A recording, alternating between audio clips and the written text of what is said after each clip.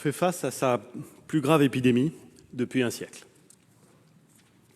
La crise est mondiale et le virus, détecté fin décembre, est déjà, 3 mois plus tard, sur les 5 continents. 8 700 morts, une propagation rapide de pays en pays, avec une mortalité qui touche sans choisir, mais d'abord les plus âgés et les plus vulnérables. Des prévisions épidémiologiques alarmantes qui peuvent faire craindre, si la riposte était défaillante, des centaines de milliers de décès à travers le monde. La France est frappée de plein fouet et fait face avec détermination depuis janvier. Elle a recensé plus de 9 000 malades et déplore 264 morts à ce jour, un chiffre élevé, un chiffre qui va s'accroître. Ni le Sénat ni l'Assemblée nationale ne sont épargnés, et je voudrais, Monsieur le Président, Mesdames et Messieurs les sénateurs, présenter mes vœux de très rapide et très complet rétablissement aux parlementaires, fonctionnaires et collaborateurs des assemblées malheureusement atteints. Cette crise sanitaire a également des répercussions majeures sur tous les aspects de la vie de la nation. En quelques jours, nos modes de vie, nos priorités, nos habitudes les plus courantes, nos plaisirs les plus simples, nos préoccupations ont basculé. Et la vie économique, sociale, culturelle, quotidienne s'est comme figée. Le président de la République l'a dit, c'est une forme de guerre que nous menons. Et j'ai été personnellement frappé d'entendre la chancelière allemande, Madame Merkel, estimer hier qu'il s'agissait là de la crise la plus grave que traversait l'Allemagne depuis 1945. Je m'inscris pleinement dans ces analyses. La période dans laquelle nous sommes entrés n'a rien de commun avec les crises économiques ou financières que nous avons connues depuis 1945. Elle aura des répercussions dans nos vies individuelles et dans la vie de notre nation, dont nul ne peut aujourd'hui mesurer l'intensité, mais dont nous sentons tous qu'elles seront majeures. Notre réaction, notre politique, notre stratégie peuvent être définies en 2 mots simples: faire face. Dès janvier, nous organisions le rapatriement de nos compatriotes depuis la Chine et leur isolement rigoureux pendant 14 jours. J'ai le souvenir, peut-être le partagez-vous avec moi, de commentaires indiquant à ce moment-là que peut-être nous en faisions trop. Dès les premiers clusters identifiés dans les Alpes puis dans l'Oise, nous organisions leur confinement grâce à un travail méticuleux et assez remarquable d'identification des cas contacts réalisé par les équipes médicales du ministère de la Santé et les responsables locaux. Notre stratégie n'a pas varié. Empêcher aussi longtemps que possible le virus de s'installer et en freiner au maximum la progression. Ce que nous disent les médecins, c'est que pour 80% des patients qui seront atteints par ce virus, les symptômes et la maladie sont bénins. Pour 10%, ils sont sérieux. 5% des malades présentent des cas sévères et risquent d'être placés en réanimation. Les enfants semblent épargnés, mais la gravité augmente avec l'âge et les autres fragilités sanitaires, avec une mortalité importante pour nos anciens. 5% de réanimation, c'est énorme quand on sait que l'épidémie, si elle n'est pas freinée, se propage de façon exponentielle. Aucun système hospitalier ne peut tenir si ces 5% de cas sévères se produisent au même moment. Aucun. Ni le système italien, ni le système français, ni le système espagnol, ni le système britannique, ni le système allemand. Aucun. Notre objectif, c'est donc d'abord de protéger les plus vulnérables et ensuite de ralentir, de freiner la progression du virus de façon à aplatir, à écraser le pic épidémique. C'est ce qui nous permettra de diminuer considérablement le nombre d'urgences qui affluent vers les hôpitaux chaque jour.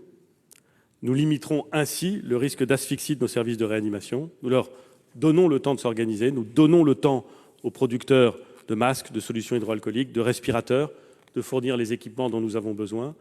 Et en freinant la progression de la maladie dans la population, nous nous rapprochons du moment où, nous l'espérons, nous disposerons de traitements, voire de vaccins. Dans certaines régions, en particulier dans l'Est et en Île-de-France, les hôpitaux font face à un afflux massif de patients qui nécessitent des soins d'urgence. Malgré la très forte pression qui s'exerce sur lui, notre système de soins tient le choc, avec bien sûr des différences d'intensité entre les territoires et au prix d'efforts qui sont toujours considérables. Vous le savez. Nous le devons à l'extraordinaire mobilisation des personnels soignants que nous voulons tous citer, car ils sont la première ligne de cette bataille, les médecins, les internes, les infirmiers, les aides-soignants, les médecins retraités, les étudiants. À leur capacité d'anticipation et d'organisation, nous demandons l'impossible à des femmes et des hommes qui, chaque jour, depuis plusieurs semaines, accomplissent des miracles. Je veux leur redire ici notre reconnaissance, celle de la République, la nôtre, celle de millions de Français, qui le disent parfois avec des mots ou avec des actes et des gestes qui ont frappé l'imagination de nos concitoyens. Je veux les assurer de notre totale mobilisation pour faire en sorte qu'ils puissent disposer dans les meilleures conditions des moyens dont ils ont besoin. Notre stratégie comporte aussi une dimension européenne et internationale. Dans le monde ouvert où nous vivons, rien ne peut être accompli sans coopération internationale, mais il est de fait que nous sommes confrontés à un défi inédit. Nous avons immédiatement saisi l'Union européenne, les institutions européennes, de la nécessité de coordonner nos réponses. Ce n'est pas un secret. Quant à la demande pressante de la France, les ministres de l'Intérieur, d'une part, et les ministres de la Santé, d'autre part, se sont réunis en février. Beaucoup estimaient qu'il n'y avait pas lieu de le faire. Et rétrospectivement, mais parler rétrospectivement est toujours un art facile, rétrospectivement, on ne peut qu'être surpris de ce décalage entre l'appréciation formulée par un certain nombre des collègues du ministre des Solidarités et de la Santé ou du ministre de l'Intérieur et la réalité que nous connaissons aujourd'hui. C'est en grande partie grâce à l'insistance du président de la République et du gouvernement que les mesures de coordination minimales ont pu être prises aux frontières comme en matière de politique sanitaire. Il est clair que la responsabilité première incombe aux États. Mais nous devons pouvoir compter sur les avis de l'OMS, partager nos réponses, mieux coordonner les efforts de recherche de traitements et de vaccins. C'était l'objet du sommet exceptionnel des 7 et 16 mars derniers. C'est aussi par la solidarité européenne et internationale que nous pourrons aborder les dramatiques conséquences économiques de la crise. Et je salue à cet égard les récentes décisions de la Banque centrale européenne. La bataille sera longue et nous savons que le bilan en sera lourd. Nous agissons terriblement contraints par le temps, par l'incertitude où nous nous trouvons de tant d'aspects de ce virus encore inconnu voici 3 mois, par l'absence de vaccins et par l'absence, à ce stade, de traitement, même si, rayon d'espoir, des essais cliniques et des tests, autorisés d'ailleurs avec une célérité jamais vue dès le mois de février, laissent espérer des découvertes en la matière.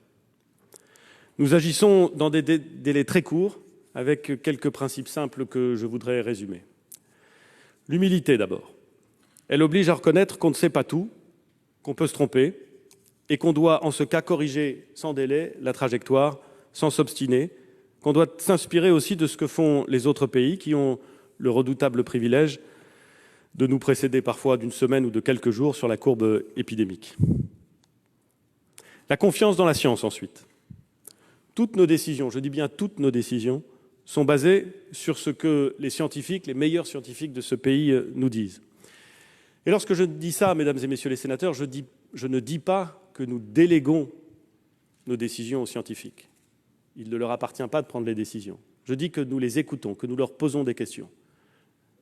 Je dis que leur avis est souvent traversé d'opinions, d'analyses différentes, et que le consensus scientifique n'est pas chose aisée. Mais nous posons les questions et nous essayons systématiquement de tenir compte de ce que nous disent les scientifiques que nous consultons. Toutes nos décisions politiques prennent appui sur ce que les scientifiques peuvent nous dire dans l'océan d'incertitude dans lequel nous nous trouvons. Dernier principe, la transparence vis-à-vis des Français. Nous disons ce que nous savons et nous avons ce que nous ne savons pas. Parce que nous savons que pour vaincre la peur, il faut la confiance et que la France est un grand pays qui saura surmonter l'épreuve à condition qu'on lui dise la vérité. Il y aura, et c'est bien légitime, des discussions, des contestations et des polémiques sur nos choix. Les discussions, les contestations, même rugueuses, sont bienvenues. Elles nous font avancer. Nous en avons besoin. Ce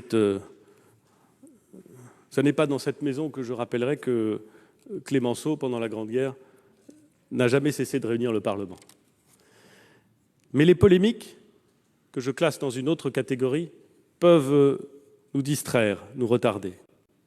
Je veux, mesdames et messieurs les sénateurs, vous dire que mon objectif est de conserver mon énergie, toute mon énergie, pour avancer.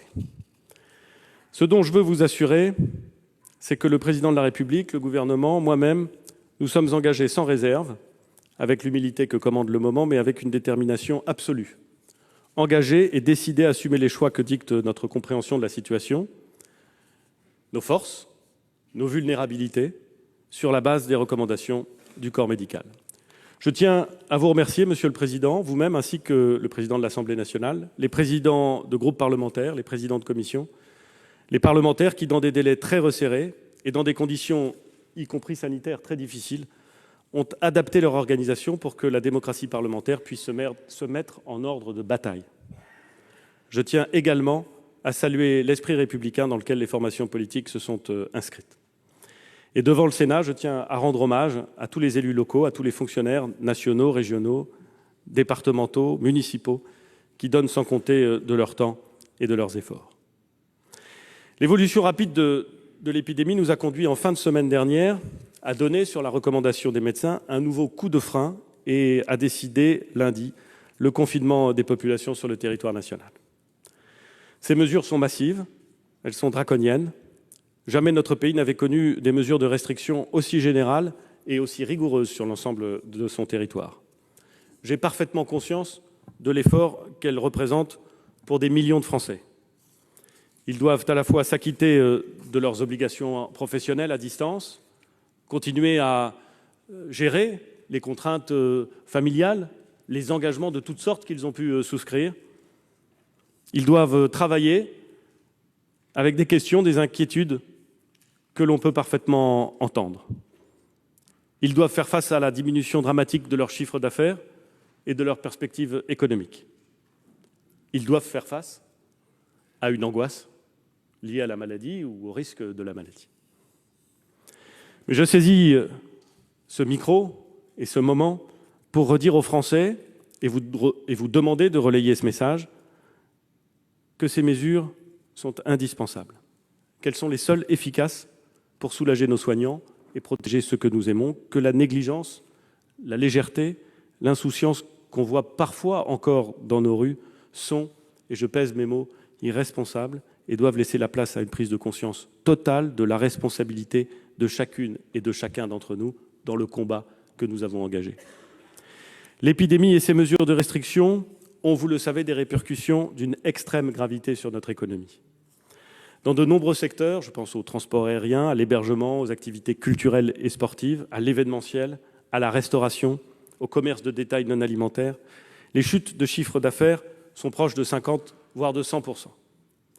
Cette crise bouleverse aussi l'ensemble de nos relations économiques, juridiques, administratives, ainsi que le fonctionnement de nos institutions démocratiques nationales et locales. Lors de ces 2 adresses aux Français, le président de la République a annoncé des mesures massives pour contrer l'épidémie, pour soutenir financièrement les personnes les plus fragiles, les salariés, les indépendants, ainsi que les entreprises grandes et petites. Ces mesures sont attendues, elles sont nécessaires, d'abord pour que les Français puissent se concentrer sur le seul objectif qui vaille, protéger leur santé, celle de leurs proches, celle de leurs concitoyens, Elles sont nécessaires pour ne pas ajouter de l'angoisse sociale, économique, à l'angoisse que suscite déjà l'épidémie. Elles sont nécessaires pour que la vie économique et sociale de notre pays puisse reprendre le plus vite possible, une fois la crise sanitaire derrière nous. Tout l'enjeu consiste maintenant à traduire ces mesures dans notre législation pour qu'elles puissent prendre et produire leur effet dans un délai le plus court possible. L'urgence commande et le Parlement est appelé à discuter et voter aussi vite que possible, mais l'urgence ne saurait aller sans respect de l'indispensable pouvoir de contrôle des deux assemblées. C'est cet équilibre entre la rapidité de la décision dans la bataille et l'impératif absolu du contrôle démocratique que nous nous sommes employés collectivement à respecter. C'est ainsi que j'ai l'honneur de vous présenter les projets de loi adoptés hier en Conseil des ministres. Un projet de loi d'urgence qui comprend un complément très bref de nature organique, ainsi qu'un projet de loi de finances rectificative. L'ensemble de leurs dispositions visent à atteindre 4 objectifs. Le premier, c'est de protéger à tout prix, quoi qu'il en coûte, la population contre l'épidémie. Le deuxième objectif consiste à prendre les mesures économiques et sociales exceptionnelles que la situation impose. Le troisième objectif, c'est d'adapter très temporairement nos règles de droit aux bouleversements que nous connaissons dans nos relations économiques ou administratives, que l'on soit une entreprise ou un particulier. Ces dispositions visent enfin à tirer les conséquences de l'impossibilité que nous avons constatée d'organiser le second tour des élections municipales ce dimanche. Le titre premier du projet de loi d'urgence, en tout cas tel qu'il résultait du texte présenté par le gouvernement, porte ainsi sur le report du second tour des élections municipales. Ce report, nous l'avons décidé lundi, après avoir consulté le conseil scientifique et les forces politiques, parce que l'accélération de la propagation du virus rendait indispensable de le faire. Je souhaite revenir sur cette question qui suscite, et c'est bien normal, discussion et interrogation. Ces élections municipales, nous en avons tenu le premier tour après un débat et après une réflexion approfondie. Les élections, c'est le temps fort de la démocratie.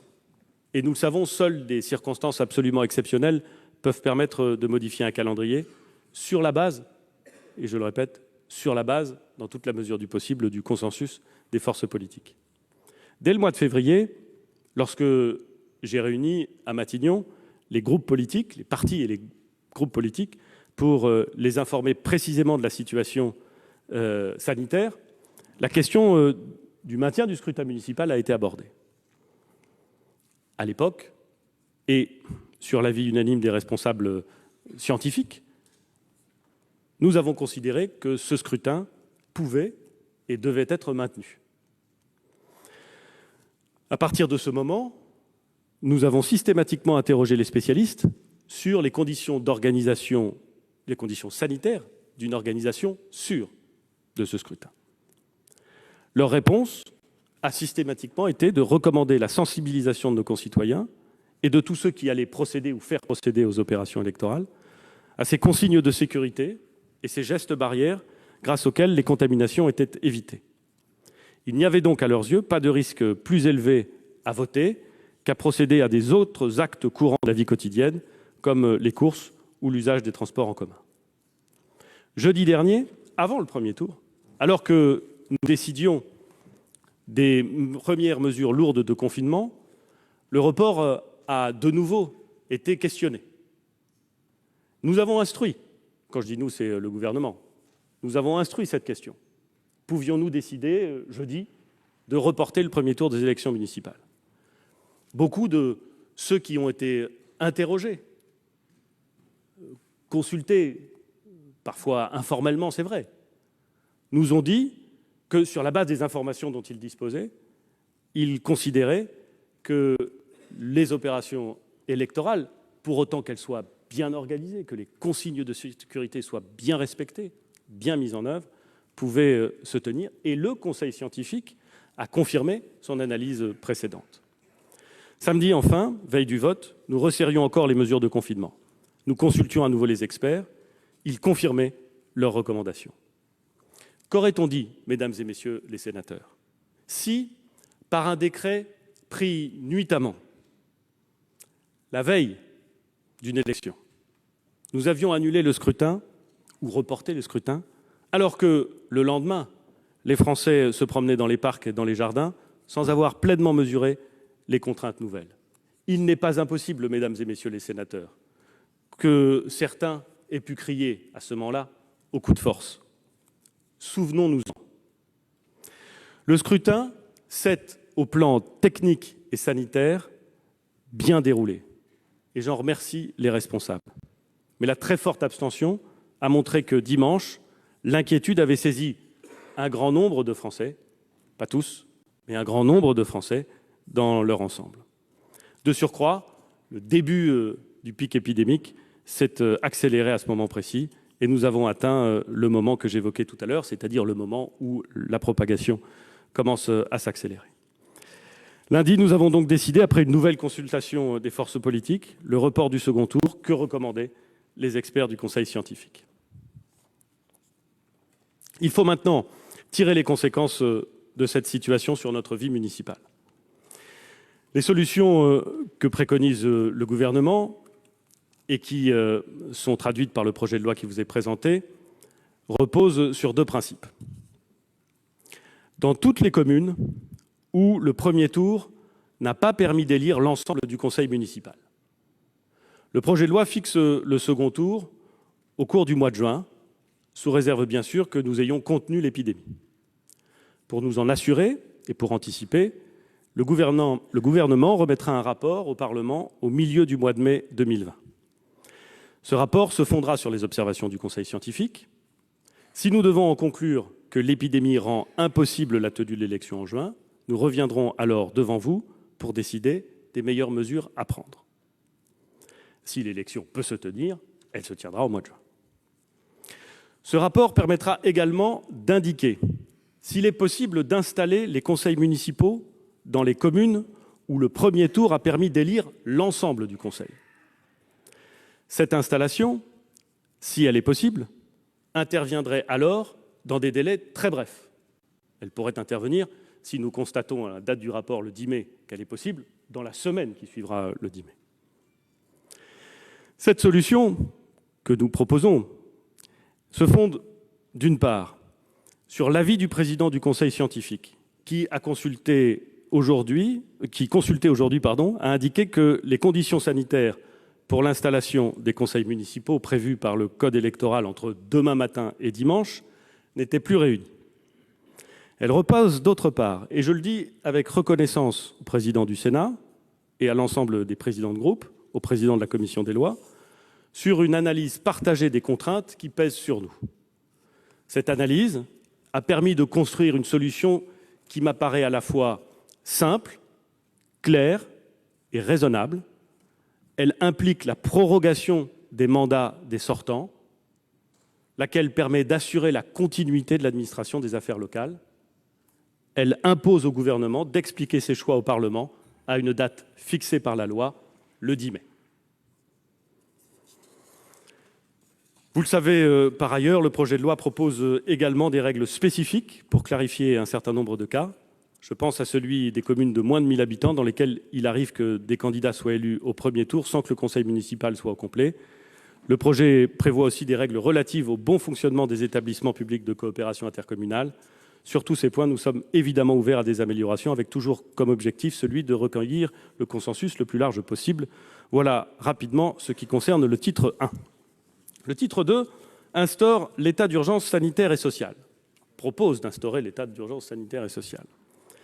Comme vous le savez, l'article L. 3131-1 du Code de la santé publique autorise le ministre de la Santé, je le cite, à prendre, en cas de menace d'épidémie, toute mesure pour protéger la santé de la population. Et c'est sur ce fondement légal que nous avons pris les mesures que la propagation de l'épidémie imposait. Mais nous ne sommes plus, mesdames et messieurs les sénateurs, face à une menace. Nous gérons une pandémie qui est là, plus forte d'ailleurs que personne n'aurait pu l'imaginer. Et il nous a semblé que les mesures que nous prenons, qui immobilisent l'ensemble du pays, méritent un cadre plus respectueux de notre vie démocratique qu'un simple arrêté ministériel. Il ne s'agit pas de choisir entre protection de santé publique et démocratie, mais de protéger la santé de nos concitoyens face à l'urgence, tout en respectant pleinement le rôle du Parlement et les garanties fondamentales. C'est la raison pour laquelle, avec l'état d'urgence sanitaire et sociale, le projet de loi crée un cadre juridique clair, solide, permettant au Parlement d'exercer son contrôle. Le déclenchement de l'état d'urgence sanitaire et sociale s'inspire, en l'adaptant de la loi du 3 avril 1955 relative à l'état d'urgence. Il prévoit une déclaration par la voie d'un décret en Conseil des ministres, dont la prorogation au-delà d'un mois passera par la loi. Dans une démocratie, on ne peut pas gérer l'exception sans le Parlement, on ne peut pas déroger ou limiter des libertés essentielles sans en appeler à son contrôle. Le cadre que nous proposons est objectivement plus satisfaisant et plus respectueux du Parlement que celui qui prévaut à ce jour. La comparaison entre les deux régimes d'état d'urgence s'arrête là. Il ne s'agit évidemment pas d'autoriser des perquisitions ou des assignations à résidence, mais de prendre des mesures générales de protection de la population. Pour bien en marquer la nature sanitaire, nous avons décidé de faire figurer ce dispositif dans le Code de la santé publique. Les mesures envisagées auront donc toujours un objectif sanitaire et leur proportionnalité sera évidemment contrôlée. Ne me demandez pas en revanche de vous en donner à l'avance la liste. L'expérience des dernières semaines nous appelle à l'humilité en la matière. Veillons aussi ensemble à ce que la loi nous permette de nous adapter si l'épidémie devait sévir par pics successifs ou avec des formes variées sur les territoires. Je l'ai dit, la situation que nous traversons est sans précédent. Jamais la vie ne s'est arrêtée à ce point dans notre pays. À bien des égards, nous évoluons dans une forme d'inconnu. Nous avons pu anticiper un certain nombre de conséquences de cette vie qui, soudain, a été en quelque sorte mise sous cloche. Dans d'autres domaines, nous ne connaissons pas avec certitude la nature, la durée et l'étendue des mesures que nous aurons à prendre pour nous adapter. C'est la raison pour laquelle le Gouvernement demande au Parlement, dans le titre 3 du projet de loi d'urgence, de l'habiliter à prendre de nombreuses mesures par ordonnance. Ces mesures visent d'abord à mettre en œuvre les décisions que le Président de la République a prises pour protéger les Français. Je pense par exemple aux mesures économiques de soutien à la trésorerie des entreprises, aux aides directes, à l'assouplissement des règles commerciales et de procédures civiles, ou aux délais de paiement que nous voulons donner aux très petites entreprises pour payer leurs factures d'eau ou d'électricité. Et bien souvent, ces mesures sont des mesures de survie pour nos restaurateurs, pour nos artisans, pour nos commerçants. Ces mesures sont aussi celles qui assouplissent l'organisation du travail, qui facilitent, le cas échéant, le recours aux congés payés, à la formation, ou qui indemnisent à des niveaux bien plus élevés, le chômage partiel. Et qui, de ce fait, évitent des licenciements massifs qui seraient catastrophiques sur les plans social et économique. Des mesures qui vont aussi permettre à des millions de foyers de ne pas souffrir de pertes brutales de revenus, comme cela pourrait être le cas dans d'autres pays. Ces mesures d'exception, ce sont également celles qui facilitent la garde des enfants dans un contexte où nous avons décidé de fermer, toujours pour freiner l'épidémie, la circulation du virus, les structures d'accueil de jeunes enfants. Ces mesures sont enfin celles qui protègent les plus fragiles. Nous mettons ainsi en œuvre les engagements du Président de la République en suspendant les expulsions locatives ou en prenant des mesures exceptionnelles en faveur des personnes qui souffrent d'un handicap. Nous leur devons évidemment notre protection. Par ailleurs, nous avons maintenu ouvertes toutes les places d'hébergement d'urgence et mis en place des dispositions d'accueil des personnes à la rue. À côté de ces mesures de soutien, le projet de loi autorise le Gouvernement à prendre, au fond, des mesures de bon sens. Je pense aux mesures qui simplifient la tenue des assemblées générales de toute nature, y compris celles des syndics de copropriété, pour éviter aux personnes de devoir se réunir. Des simplifications que le recours à la visioconférence rend désormais techniquement possible. Ces mesures de bon sens, ce sont celles qui adaptent les délais légaux et les procédures dans les juridictions civiles, pénales ou commerciales afin de garantir les droits des citoyens.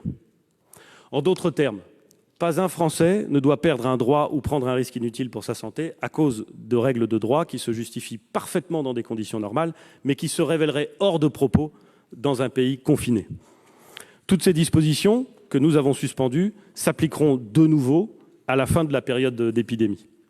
Mais ces mesures d'assouplissement, de soutien ou de suspension doivent nous aider à surmonter, en quelque sorte, le gros de la tempête avant que la situation ne redevienne à peu près normale.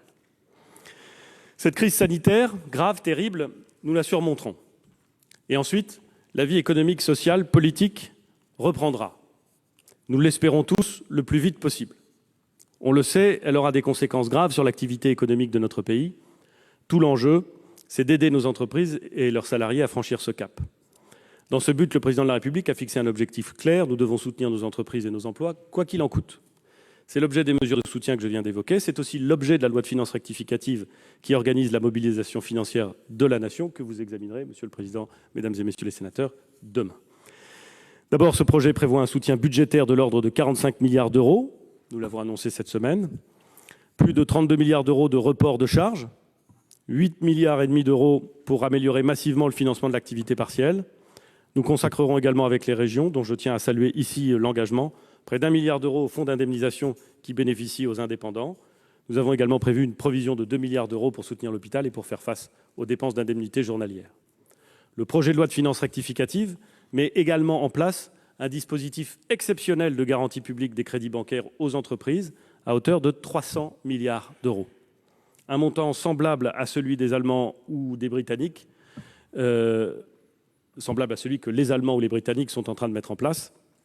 Concrètement, il s'agit de faire en sorte que les banques continuent de prêter aux entreprises et de soutenir leur trésorerie. Les entreprises s'adresseront directement à leurs banques. Elles bénéficieront automatiquement d'un différé d'1 an avant de rembourser leur prêt, un prêt qui pourra représenter jusqu'à 25% du chiffre d'affaires constaté en 2019. C'est massif, c'est inédit, c'est, je crois, à la mesure de la crise que nous connaissons, des risques aussi que cette crise sanitaire fait courir à l'ensemble de notre économie. Comme vous le savez, le temps presse. Chaque jour, chaque semaine qui passe, ce sont des milliers d'entreprises qui se fragilisent. C'est la précarité qui menace. C'est la raison pour laquelle nous n'avons eu d'autre choix que de proposer au Parlement un examen de ces projets dans des délais très contraints. Je remercie une nouvelle fois ses membres et les groupes des deux assemblées de leur volonté de s'accorder très vite sur les termes de ces textes et de faire prévaloir l'union. C'est dans le même esprit et selon la même volonté d'union nationale que le président de la République a demandé au gouvernement de suspendre l'examen et la mise en œuvre du système universel des retraites et l'application de certaines dispositions de la réforme de l'assurance chômage. Monsieur le Président, Mesdames et Messieurs les sénateurs, nous savons tous ici que l'heure est particulièrement grave. La France affronte une grande épreuve, elle combat un ennemi silencieux, invisible, aveugle. Dans le passé, nombreux ont été les scientifiques, les responsables politiques à redouter la survenue d'une crise sanitaire de cette ampleur. La vie a décidé qu'il nous reviendrait de l'affronter. Ce gouvernement, ce Parlement, aux côtés de nos 65 millions de compatriotes de métropole, d'outre-mer et de l'étranger. Nous devons le faire dans l'unité, le calme, la discipline, le sang-froid, avec l'esprit de responsabilité et de fermeté qui animait nos prédécesseurs dans des circonstances exceptionnelles. Cette bataille aura, je le sais bien, on le voit déjà, sa part d'ombre, avec ses vols, ses trafics, ses accapareurs et ses profiteurs, ses violences, cette légèreté, ces basses polémiques parfois, qui ne sont que le triste reflet de ce que l'homme peut produire lorsqu'il est angoissé, lorsqu'il a peur ou lorsqu'il oublie qu'il fait partie d'une grande nation. Mais elle connaîtra ses héros.